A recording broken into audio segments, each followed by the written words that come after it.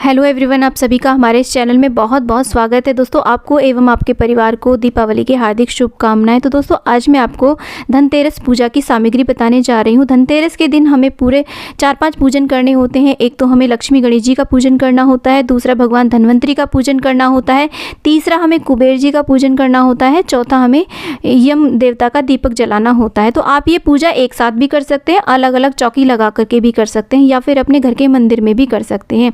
तो इस प्रकार से हमें किस किस सामग्री की आवश्यकता होती है धनतेरस के पूजा में, आज की इस वीडियो में मैं आपको यही शेयर करने वाली हूँ। वीडियो बहुत ही ज़्यादा महत्वपूर्ण है दोस्तों, तो वीडियो को बिना स्किप करे आप पूरा देखें।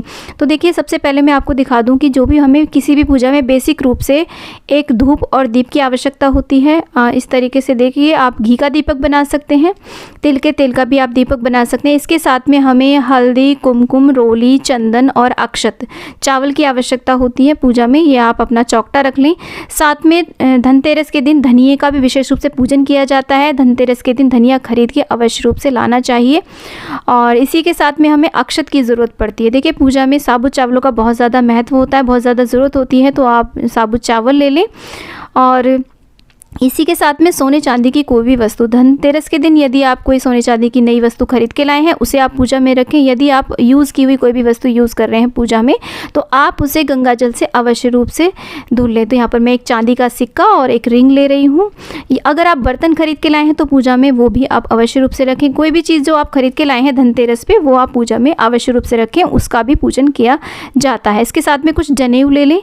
यदि आपके पास जनेऊ नहीं है तो आप इस तरीके से देखिए, कच्चा सूत 5 या 7 बार लपेट करके भी जनेऊ के रूप में अर्पित कर सकते हैं। और साथ में हमें मौली की आवश्यकता होती है वस्त्र रूपी कलावा अर्पित करने के लिए। और इसके बाद में दोस्तों देखिए, हमें खील बताशे, क्योंकि देखिए दीपावली पर खील बताशे का बहुत ज़्यादा महत्व होता है, तो आप खील बताशे विशेष रूप से पूजा में रखें। ये 5 दिनों का त्यौहार होता है और पहला दिन होता है धनतेरस। और देखिए, 1 लोटा जल ले लें, आप आचमनी भी ले लें साइड में। और इसके बाद में दोस्तों देखिए, हमें ज़रूरत होती है लक्ष्मी गणेश जी की फ़ोटो प्रतिमा की। तो यहाँ पर जब आप पूजा करेंगे धनतेरस की, तो आप अपने मंदिर में जो भी गणेश जी और लक्ष्मी जी हों, उनका पूजन करें। नई जो प्रतिमा आप लेकर के आए हैं, यदि आप नई प्रतिमा लेकर के आए धनतेरस के दिन, तो उन्हें पूजा में तो अवश्य रूप से रखें, परंतु उनकी स्थापना ना करें। उनकी स्थापना दीपावली वाले दिन ही की जाती है। तो इस तरीके से देखिए, मैं गणेश जी ले रही हूँ, लक्ष्मी जी की मैं फ़ोटो लूँगी। अगर आपके पास फ़ोटो है तो आप फ़ोटो भी रख सकते हैं। और इसके साथ में दीपक जलाने के लिए आप देखिए, रुई की बत्तियां ले लें, मार्केट से बनी हुई ले सकते हैं, आप खुद भी बना सकते हैं, तो गोल वाली बत्तियां। और इस तरीके से देखिए, लंबी भी ले लें, क्योंकि बहुत सारे दिए जलाए जाते हैं दीपावली के पूरे 5 दिनों में। तो ये बेसिक सी चीज़ें हैं जो हमें ज़रूरत होती है प्रत्येक पूजा में। साथ ही साथ दोस्तों देखिए, धनतेरस के दिन हमें कच्ची रुई जो होती है एकदम से, इसे एकदम शुद्ध माना जाता है, इसे बिलौने वाली रुई कहा जाता है। ये आप अवश्य रूप से लेकर के आए। आपको किसी भी पूजा की शॉप पे मिल जाएगी, या फिर जहाँ पर रजाई गद्दे भरे जाते हैं वहाँ पर भी ये रुई मिल सकती है। अगर आप गाँव से अटैच रहते हैं तो गाँव आदि में भी ये रुई मिल जाती है। ये रुई बहुत ज़्यादा शुद्ध मानी जाती है। तो देखिए, ये हमें बेसिक सी चीज़ें धनतेरस के पूजन में आवश्यक होती हैं। धनिये का बहुत ज़्यादा महत्व होता है धनतेरस के दिन। और साथ ही साथ देखिए, दिए जलाने होते हैं, तो दिए के लिए आप सरसों का तेल ले सकते हैं, तिल का तेल ले सकते हैं। वैसे सरसों के तेल का ही दीपावली पर विशेष महत्व माना जाता है। और साथ में क्योंकि मिठाइयों का त्यौहार होता है, तो तरह तरह की आप पूजा में मिठाई अवश्य रूप से भोग लगाएं भगवान जी को, इस तरीके से देखिए। और साथ में जो भी ऋतुफल आपके पास उपलब्ध हो, जो भी फूल आपको मिल जाए, वो आप पूजा में अवश्य रूप से रखें। सेब, केला, जो भी फल आपके पास उपलब्ध हों। इसके साथ ही साथ दोस्तों, क्योंकि ये धनतेरस होती है, धनतेरस के दिन पूरे 13 दिए विशेष रूप से जलाने चाहिए। आप इससे भी ज़्यादा दिए जला सकते हैं, लेकिन कम से कम 5 दिए तो आप अवश्य रूप से लगाएं। अगर आप नहीं लगा पा रहे हैं तो इस तरीके से देखिए, मिट्टी के दियों का विशेष महत्व होता है, तो आप मिट्टी के दिए लेकर के आएँ। डेकोरेटिव दिए भी ला सकते हैं, या सिंपल वाले दिए भी लगा सकते हैं। साथ ही साथ पूजा में आपको कुछ दक्षिणा अवश्य रूप से रखनी चाहिए, जितनी भी आपकी सामर्थ्य हो। तो बहुत सारे दिए लगाए जाते हैं, दिए तेल के ही विशेष रूप से जलाए जाते हैं, परंतु जो हम भगवान जी के सामने जलाते हैं ना, वो दिए हम देसी घी के जला देते हैं। आप तिल के भी जला सकते हैं। इस तरीके से देखिए, तो 5 दिनों का त्यौहार होता है, तो 5 दिनों में हमें विशेष रूप से दीपदान अवश्य रूप से करना चाहिए। कार्तिक मास में विशेष महत्व रहता है। लक्ष्मी जी के नाम का, अपने देवी देवताओं के नाम का, कुल देवी के नाम का दीपक अवश्य रूप से जलाना चाहिए धनतेरस के दिन। तो इस तरीके से हमें कम से कम 13 दीपक अवश्य रूप से लेने चाहिए। इसके बाद बाद में दोस्तों यम का दिया भी लगाया जाता है। सारी पूजा संपूर्ण होने के बाद में धनतेरस की जब रात्रि में सोने का समय होता है तब यम का दिया लगाया जाता है। तो दिया लगाने के लिए देखिए इस तरीके से चौमुखी आप मिट्टी का दीपक ले सकते हैं या फिर आप आटे का भी दीपक ले सकते हैं या फिर सिंपल इस तरीके का आप मिट्टी का दीपक भी ले सकते हैं। और साथ में हमें एक कौड़ी चाहिए, कुछ सिक्के चाहिए। तो यम का दीपक जलाने की पूरी विधि मैंने चैनल पे अपलोड की हुई है, इस वीडियो को ज़रूर देखें, बहुत ही महत्वपूर्ण वीडियो है दोस्तों। यहाँ पर हम देखिए काले उड़द लेंगे और साथ में लेंगे चावल, कहीं कहीं पर यहाँ पर मूंग भी लिए जाते हैं, उड़द की दाल भी आप ले सकते हैं। साथ में भोग लगाने के लिए यम देवता को हम गुड़ और तिल का भोग विशेष माना जाता है, तो वो भी ले लेंगे।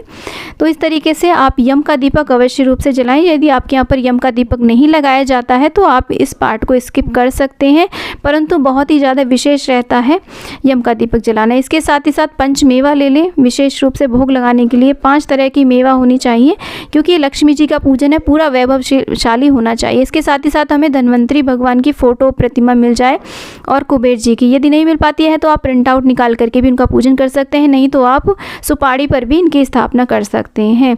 और साथ ही साथ देखिए यहाँ पर लक्ष्मी जी की भी आप फ़ोटो प्रतिमा जो भी आपके पास हो उसे आप पूजा में अवश्य रूप से रखें। यहाँ पर आप कुबेर यंत्र, लक्ष्मी यंत्र आदि की भी विशेष रूप से पूजा कर सकते हैं। तो धनतेरस जो होता है दीपावली का पहला दिन होता है दोस्तों, विशेष दिन होता है। कहते हैं कि इस दिन धन का 13 गुना हमें प्राप्त होता है। यदि आपके पास धन्वंतरी नहीं है तो आप वो विष्णु भगवान का भी पूजन कर सकते हैं। इसके साथ ही साथ हमें कुछ पान की आवश्यकता होगी। लास्ट में मुख शुद्धिकरण के लिए पान अर्पित किए जाते हैं। और देखिए धन्वंतरी भगवान के पूजा, क्योंकि इन्हें आयुर्वेद का देवता माना जाता है, तो जितनी भी आपके घर में आयुर्वेदिक चीज़ें हो, तेज पत्ता, बड़ी इलायची, छोटी हरी इलायची और साथ में देखिए लौंग और ये यहाँ पर सुपारी और आप यहाँ पर मुलेठी ले सकते हैं पूजा में, और काली मिर्च और यहाँ पे दालचीनी, जायफल और हल्दी की गांठें, इस तरीके से आप पिसी हल्दी भी रख सकते हैं। तो जितनी भी आयुर्वेदिक चीज़ें हमारे किचन में होती हैं सबका विशेष रूप से पूजन करना चाहिए। बाद में आप इसे अपने मसाले में यूज़ कर सकते हैं पूजा के बाद में एज अ भोग प्रसाद। तो क्योंकि ये चीज़ें सारी प्रभावशाली बने, इसलिए हम धन्वंतरी भगवान से प्रार्थना करते हैं कि ये सारी चीज़ें बहुत ही ज़्यादा इफ़ेक्टिव हो जाएँ उनकी कृपा से। इसके साथ ही साथ जो भी आयुर्वेदिक चीज़ें हमें मिलती हैं, जैसे कि आंवला ले लें आप, तुलसी ले लें और यहाँ पर देखिए कड़ी पत्ता ले लें। तो इस तरीके से जो भी आयुर्वेदिक चीज़ें जो हमें बहुत ज़्यादा फ़ायदा पहुंचाती हैं उन सभी का हमें पूजन करना चाहिए धन्वंतरी भगवान के पूजन में। इसके साथ ही साथ एलोवेरा भी आप ले सकते हैं। तो ये जो सारी चीज़ें होती हैं ना, ये बहुत ज़्यादा हमारी हेल्थ के लिए अच्छी होती हैं। तो हम धन्वंतरी भगवान से प्रार्थना करते हैं कि ये सारी चीज़ें हमें स्वस्थ रखें सदैव। इसके साथ ही आप नीम की पत्तियाँ भी रख लें पूजा में। और यहाँ पर देखिए आप पपीते का पत्ता भी रखें, क्योंकि पपीते का जो पत्ता होता है वो प्लेटलेट्स बढ़ाने में बहुत ज़्यादा सहायक होता है, डेंगू आदि में बहुत काम आता है। तो इसका भी आप ज़रूर से यूज़ करें इस पूजा में। इन चीज़ों को चढ़ाने के बाद में आप इनका सबका यूज़ कर सकते हैं ऐसे भोग प्रसाद में। तो इसके बाद में देखिए शहद भी एंटीबायोटिक होता है, बहुत ज़्यादा फ़ायदा करता है। तो शहद आप पूजा में रखें। जो भी आप दवाइयाँ आदि लेने जा रहे हैं, देखिए च्यवनप्राश है या फिर आपके घर में कोई दवाइयाँ रखी हैं, उनका भी आप विशेष रूप से पूजन करें। दवाइयाँ पैक होनी चाहिए, ऐसा नहीं कि आप उनमें से यूज़ करें, वो दवाइयाँ आप ना लें। जो भी पैक दवाइयाँ रखी हैं उन्हें इस्तेमाल करने से पहले आप इस तरीके से पूजा में अवश्य रूप से रख लें। तो धन्वंतरी भगवान की कृपा से वो दवाइयाँ बहुत ज़्यादा प्रभावकारी हो जाती हैं और हमें स्वास्थ्य प्रदान करती हैं। तो इस तरीके से हमें इन सारी सामग्रियों की यहाँ पर आवश्यकता होती है धनतेरस वाले दिन, क्योंकि धनतेरस में हमें 3-4 पूजाएँ करनी होती हैं। तो दोस्तों उम्मीद करती हूँ वीडियो आपको यूज़फुल लगा होगा। वीडियो यूज़फुल लगा है तो वीडियो को लाइक करें, चैनल को सब्सक्राइब करें और वीडियो को ज़्यादा से ज़्यादा शेयर करें और कमेंट बॉक्स में माँ लक्ष्मी की जय आप अवश्य रूप से लिखें दोस्तों।